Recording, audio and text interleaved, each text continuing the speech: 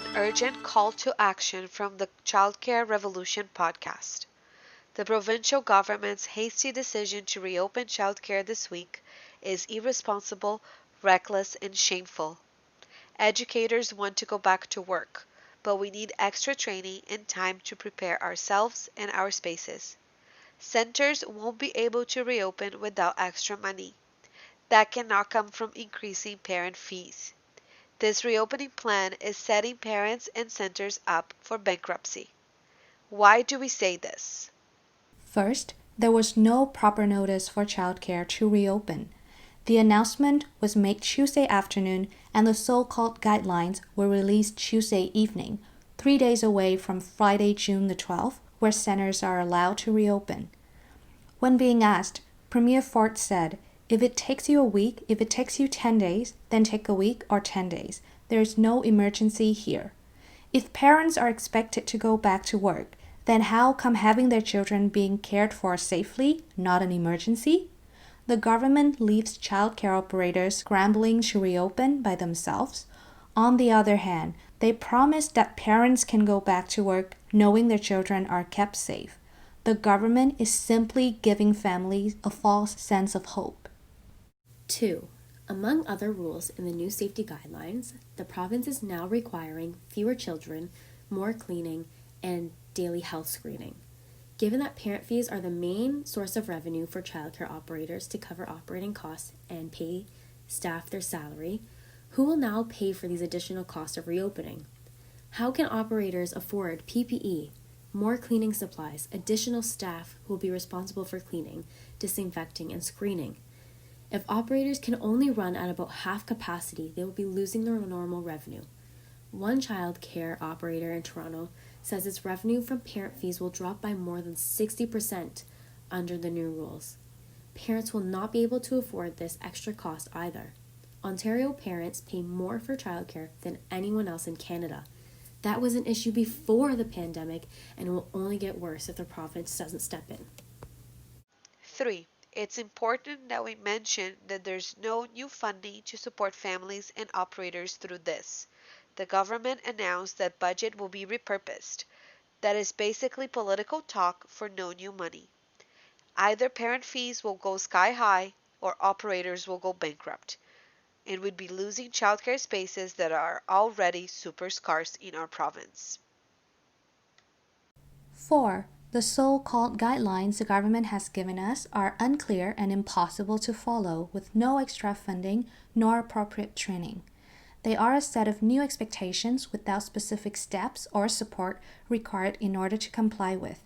One big thing is that the government has downloaded onto operators the responsibility to figure out which families get access to childcare first.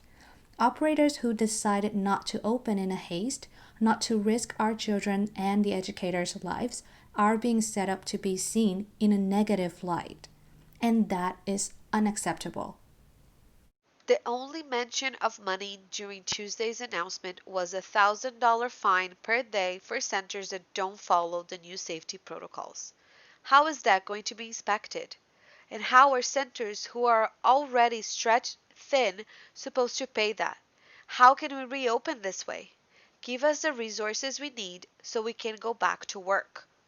The guidelines for reopening are more or less similar to what's happening in emergency childcare. But emergency childcare is being completely funded by the government. Emergency childcare centers operated by the City of Toronto are getting funded 3 times higher than normal. Without that funding, it is impossible to make the protocols a reality. Therefore, if no further support or funding is available, our children will not be kept safe as the government promised. This is a tough time for everyone.